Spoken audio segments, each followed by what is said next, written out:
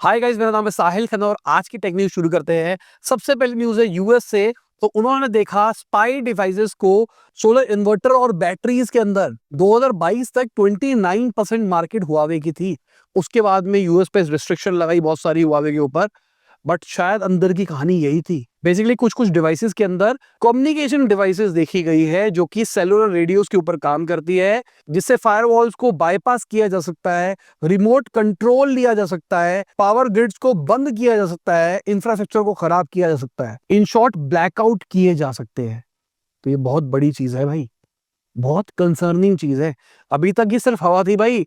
Chinese companies नहीं करती भाई, ये नहीं करती, ट्रैकिंग नहीं करती। ये एक बहुत बड़ा स्कैम निकल के आ रहा है। नवंबर 2024 के अंदर एक इंसिडेंट भी देखा गया जहां पर चाइनीज सप्लायर ने रिमोटली यूएस इन्वर्टर को डिसेबल कर दिया क्योंकि कोई कमर्शियल डिस्प्यूट आया था उसके चक्कर में। तो दिस इज वेरी कंसर्निंग। बाकी टिकटॉक की बात करके चले तो उन्होंने इमेज टू वीडियो टूल निकाला है, टिकटॉक एआई लाइव करके। इंडिया के अंदर तो चलेगा नहीं भाई, कोई बाहर वाला हमको देखता है, उसने यूज किया है तो बताना भाई कैसा लगा आपको, कैसा चलता हुआ दिखाई देता है वो। बाकी देखने में तो थोड़ा प्रॉमिसिंग लग रहा है अगर देखा जाए तो। अगर हम सैम ऑल्टमैन की बात करके चले तो उन्होंने बोला है जो जेन जी है ना, वो चैट जीपीटी को पूछती है कोई भी लाइव डिसीजन लेने से पहले। बहुत कंसर्निंग चीज है, मैं कहूंगा।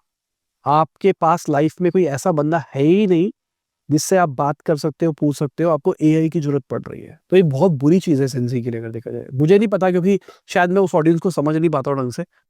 बट आप हो अगर तो कमेंट सेक्शन में बताना क्या ऐसा है। देखो, मैं एआई का बहुत यूज करता हूं पर लाइव डिसीजन नहीं लेता हूं मैं। आज ये करना चाहिए नहीं करना चाहिए वो मेरे हाथ में है। ये कैसे बेहतर हो सकता है, let's discuss on this. Please help me understand this. मैं इस चीज के लिए एआई का यूज करता हूँ। बाकी जो कॉलेज वाले यंग है वो लोग ऑपरेटिंग सिस्टम की तरह इसको यूज करते हैं। मतलब कॉम्प्लेक्स वर्क फ्लो बना रखे हैं उन्होंने, फाइल्स को लिंक कर रखा है, कुछ प्रॉम्प्ट्स डाल रखे हैं। ये इस कैटेगरी का बंदा हूँ कि मैंने अपने वर्क फ्लोज को बहुत कॉम्प्लेक्स करके सॉल्व कर रखा है। अगर इन वीडियोस के आप थंबनेल्स देखोगे सारे के सारे, सब एआई जनरेटेड है। सिंपल सा वर्क फ्लो बना रखा है कि किस तरीके से, जैसे स्टेप 1, स्टेप 2, स्टेप 3 उठाओ, फिर ये करो, फिर ये करो, फोटो तैयार।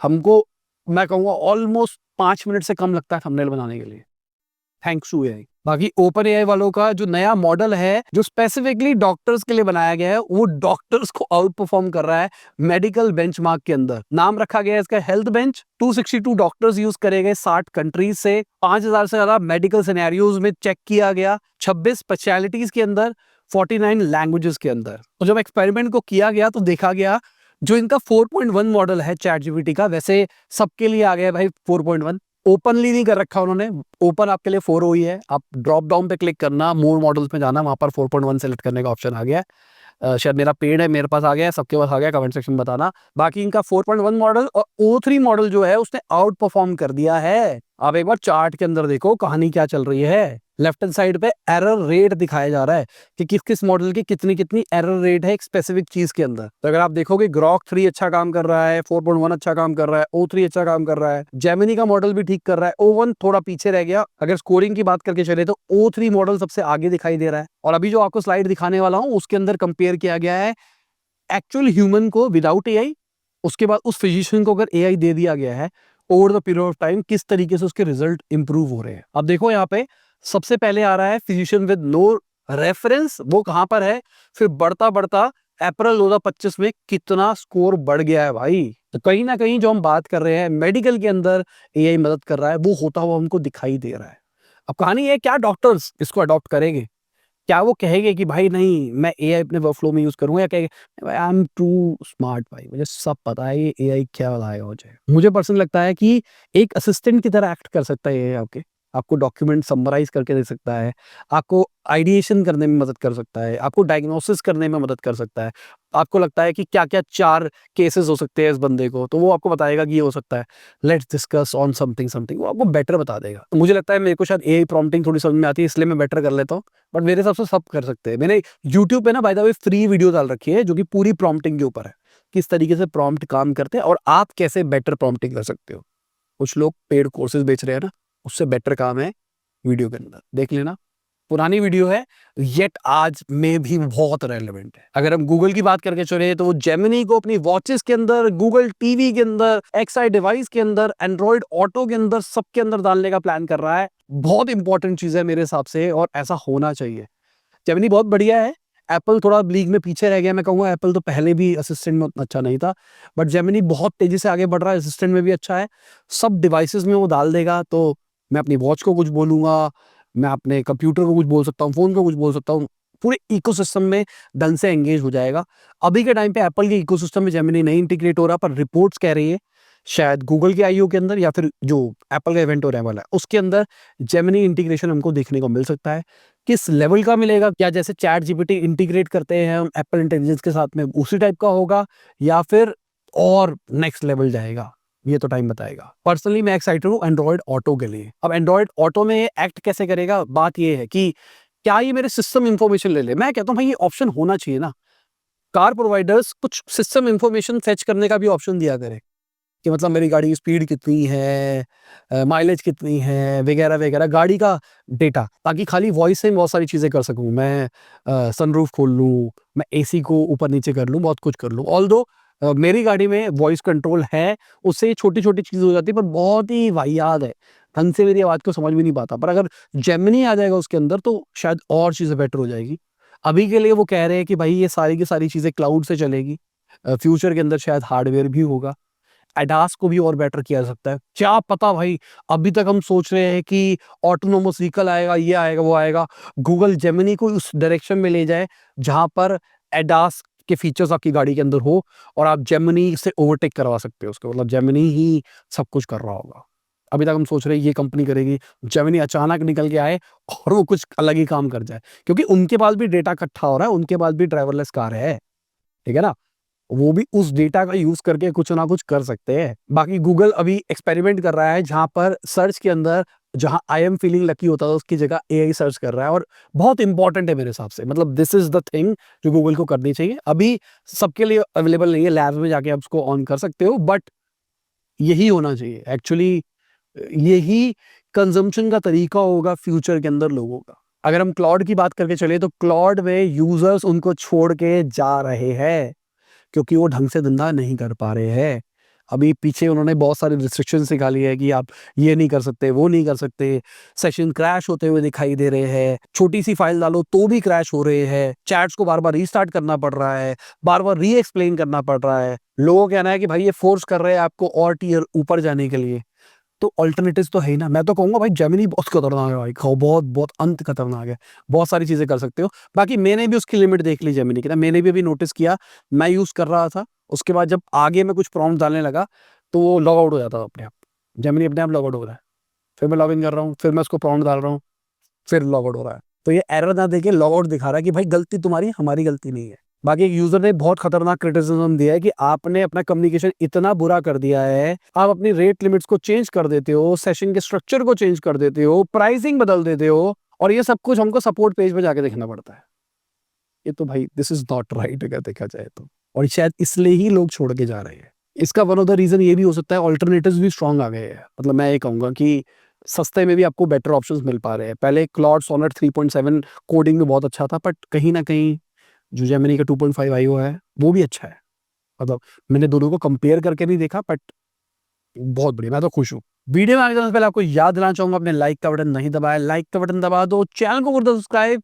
मैं ऐसे ही टेक न्यूज हफ्ते में 3 बार आके लाता रहता हूँ। बाकी मेटा वालों ने रेबन ग्लासेस इंडिया के अंदर लॉन्च कर दिए हैं, अभी प्री बुकिंग चल रही है, आप ले सकते हो। मैं बहुत एक्साइटेड था लेने के लिए, सही बताऊं तो।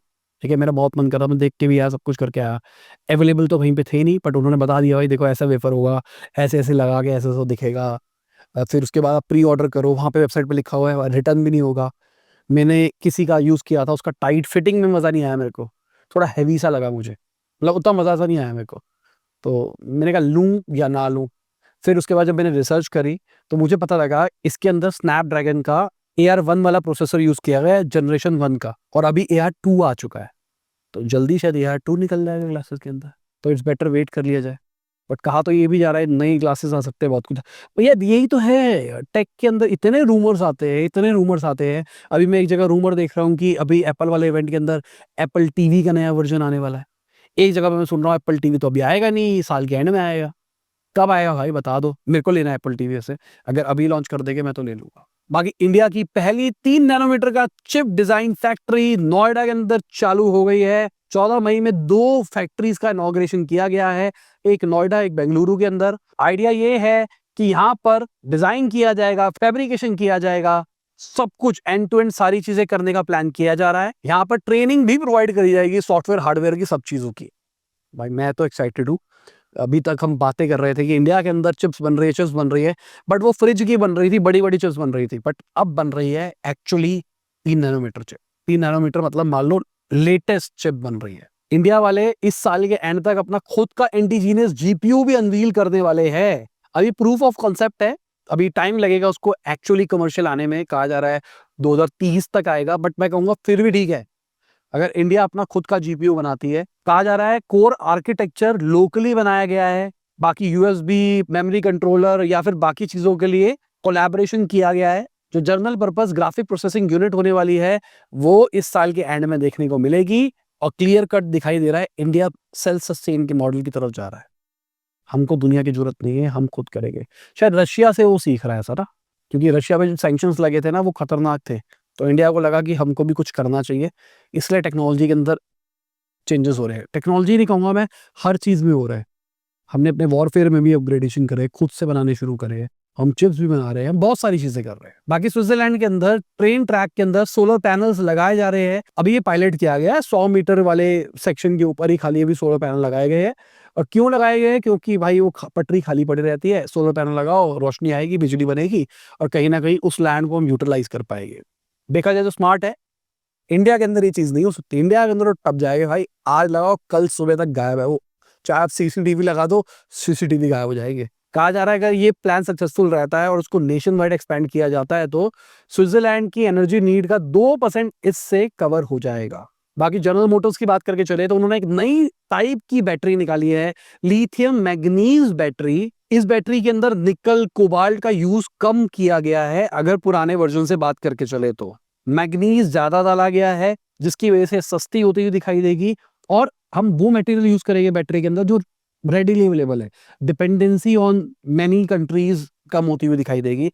तो सुनने में अच्छा लग रहा है, बट प्रो कॉन्स है इसके।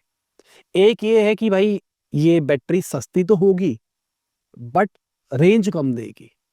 तो क्या रेंज कम मिलना सस्ते के अंदर आपके लिए सही है या फिर नहीं है? क्योंकि इनका ऐसा कहना है कि अगर हम लिथियम आयरन फॉस्फेट सेल की बात करके चले, उसके कंपैरिजन में $6000 कॉस्ट कम आती हुई दिखाई दे रही है, बट माइल्स रिड्यूस होती हुई दिखाई दे रही है, 350 पे पहुंच गई है। $73,000 की गाड़ी है जिसके अंदर ये एक्सपेरिमेंट की बात करी जा रही है। तो $73,000 जो खर्च कर रहा है, क्या उसके लिए $6000 फॉर अ रेंज मैटर करेगा? मैं तो भाई पर्सनली ज्यादा पैसा देना पसंद करूंगा ईवी गाड़ी के अंदर, अगर मुझे रेंज ज्यादा दी जाए तो। बाकी सैंटिस्ट वालों ने नई एसएसडी निकाल दी है, 7 सेकंड में 100 जीबी कॉपी हो जाएगा। 14,900 एमबीपीएस की स्पीड देखने को मिल रही है अगर हम रीड की बात करके चले तो, और 14,000 एमबीपीएस राइट स्पीड है। 2.3 मिलियन आईओ है, ये भाई बहुत बड़ी बात है और अच्छी बात है। इसको जनरेशन 5 पीसीआई के ऊपर बिल्ड किया गया है, NVMe M2 आर्किटेक्चर के ऊपर है ये, और कहा जा रहा है पावर एफिशिएंट भी है। तो बढ़िया चीज है भाई, इस दुनिया के अंदर जहां पर एआई की डायरेक्शन जा रही है तो हमको फास्टर स्टोरेज भी चाहिए। अगर हम साइंटिस्ट की बात करके चले तो उन्होंने एग्जैक्ट डेट प्रेडिक्ट करी है अर्थ का अंत कब होगा। उन्होंने बोला 1 बिलियन ईयर्स लगेंगे अर्थ से ऑक्सीजन डिप्लीट होते होते।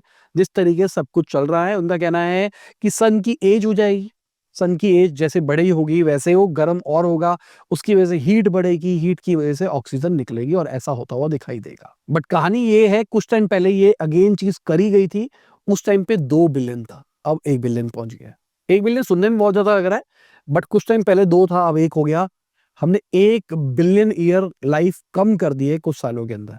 अब आप ये कह सकते हो पुराना मेथड खराब था, करेक्शन हुई गई है रिसेंट के अंदर, बट ग्लोबल वार्मिंग का इफेक्ट क्या ये हो सकता है? बाकी साइंटिस्ट ने सनलाइट अर्थ के इनर एटमॉस्फेयर पे कैसे काम करती है वो ढूंढा है, और मैं कहूंगा कोई बहुत बड़ी बात नहीं ढूंढी गई है। जो शॉर्ट वेव रेडिएशन होता है उससे अर्थ का सरफेस गर्म होता है, जिसकी वजह से एग्रीकल्चर, रेन्यूएबल एनर्जी और एयर की क्वालिटी इंप्रूव होती हुई दिखाई देती है। बस ये बात है, इतना आप सोच सकते हो। अब उसको एक्सपेरिमेंटली प्रूफ किया गया है। बाकी साइंटिस्ट ने एक नई स्पीसीज ऑफ डायनासोरस देखी है जो कि पहले इंडिया के अंदर घूमती थी। 220 मिलियन ईयर्स पहले की है ये। अब समझो ना, डायनासोरस 220 मिलियन, अभी हम 1 बिलियन की बात कर रहे हैं, तो डायनासोरस की हम बात करते हैं भाई पता नहीं कब थे, ठीक है ना। वो भी 220 है, अभी हम कह रहे हैं 1 बिलियन साल तक धरती रहेगी, टेंशन लेने की कोई इतनी जरूरत नहीं है। बाकी इस डायनासोरस की खासियत पता क्या थी, जो कहा जाता है मास एक्सटेंशन देखने को मिली थी हमको तकरीबन 227 से 220 मिलियन ईयर्स पहले, ये उसमें बच गए थे। ये एक बड़ी चीज है। बाकी फ्रांस वाले कॉम्बैक्ट रोबोट्स को डिप्लॉय करने वाले 2027 तक ही, अपनी आर्मी 2040 तक ये बिल्ड भी कर लेंगे। पहले 2040 तक बनाने का प्लान था, बट अभी 3 साल के अंदर ये बिल्ड कर लेंगे, क्योंकि टेक्नोलॉजी बहुत तेजी से बढ़ती हुई दिखाई दे रही है भाई। और वॉर वाले सीन भी लग रहे हैं, तो इनको लगता है कि एक अच्छा टाइम है, अभी बना लिया जाए, वॉर में बेचने के काम आएगा। फ्रांस बेचता है बहुत सारे इक्विपमेंट्स, तो उसी को यूटिलाइज करने की बात करी जा रही है। बाकी चाइना वालों ने पहला लेजर मेजरमेंट किया है सैटेलाइट के ऊपर, लूनर डिस्टेंस के ऊपर। अब देखो फोटो के अंदर चल क्या रहा है भाई, लेजर मारी गई है एक सैटेलाइट जो कि चांद के आसपास घूम रही है उसके ऊपर, और ये लेजर मेजरमेंट का मतलब क्या है, मापा गया है कितना दूर है, कितना क्या है। बाकी अभी ने रिसेंटली देखा था ना, लेजर से डेटा ट्रांसफर भी हो सकता है, तो चांद से धरती पे लेजर से डेटा भी ट्रांसफर हो सकता है। बाकी इतना फर्क क्या पड़ेगा। अगर हम रिसर्चर्स की बात करके चले तो उन्होंने 200 मिलियन साल पुराना एक ओल्ड एक्सटिंक्ट ट्री को जिंदा कर दिया है। बेसिकली एक पति पत्नी ने 18 इंच की सैपलिंग खरीदी थी 2010 के अंदर $93 की। उसके बाद उसको उगाया गया, आज वो 13 फीट ऊंचा हो गया है उनकी केयर की वजह से। अब इनका कहना है इसके जो सीड्स है वो $1,000 में बेचे जा सकते हैं, क्योंकि एक्सटिंक्ट प्रजाति है। ये भी सही धंधा भाई, है ना। आने वाले टाइम में अगर आम एक्सटिंक्ट हो गए तो मैं आम उगाऊंगा और आम बेचूंगा। बाकी आम एक्सटिंक्ट तो नहीं होने चाहिए मेरे हिसाब से, कोई इतना ज़्यादा मैंगो शेक पी जाए तो बात अलग है। बाकी इसी के साथ में हमारी आज की टेक न्यूज़ खत्म होती है। उम्मीद करता हूँ आपको मजा आया होगा। लाइक कर देना, शेयर कर देना, कमेंट बताना वीडियो कैसी लगी। बाय, गुड नाइट, शबा खैर, खुदा हाफिज़, गुड मॉर्निंग, गुड आफ्टरनून, जब भी आप वीडियो देख रहे हैं। जय हिंद, वंदे मातरम, दुआ में याद रखना।